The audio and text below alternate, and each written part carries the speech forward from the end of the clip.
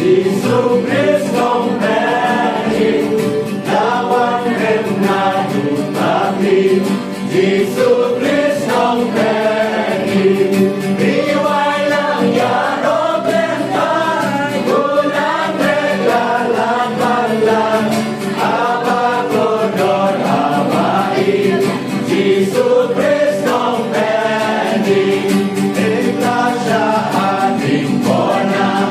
Jesu Kristong Peri, kaysa ng dakilan nga.